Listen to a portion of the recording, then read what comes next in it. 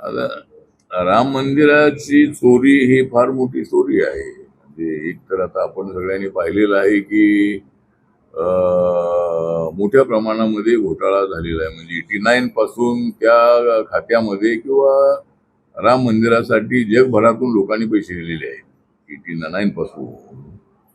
आणि अनेक लोकांनी श्रद्धेने त्या ठिकाणी पैसे दिले, पण त्यामध्ये काय ब्लॅक मेलर जे होते त्यांनी मोठ्या प्रमाणामध्ये घोटाळा केल्याची माहिती समोर आल्यानंतर योगी आदित्यनाथ यांनी SIT नेमलेली आहे, FIR दाखल केलेला आहे, अनेक लोक पकडलेले आहेत. त्यामुळं मला वाटतं की झालेला प्रकार अत्यंत गंभीर आहे आणि राम मंदिरामध्ये असा घोटाळा करणं हे अत्यंत अयोग्य आहे. त्यामुळं ज्यांनी घोटाळा केलेला आहे त्यांना कठोरची शिक्षा मिळणं अत्यंत आवश्यक आहे आणि ती त्यांना शिक्षा मिळेल अशा पद्धतीने आम्हाला पूर्णपणे विश्वास आहे. आता तो आरोप असेल म्हणजे भाजप जे खासदार किंवा भाजप त्या पैशाचा उपयोग करत आलेला आहे असा आरोप आहे.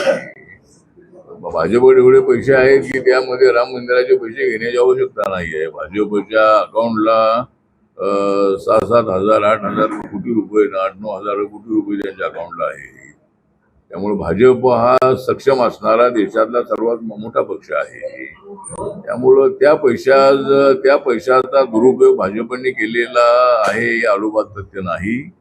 पण ज्यांनी घोटाळा केलेला आहे त्यांना नक्कीच मोठी शिक्षा होणार आहे. त्यांना सर्वांना पकडलेलं आहे.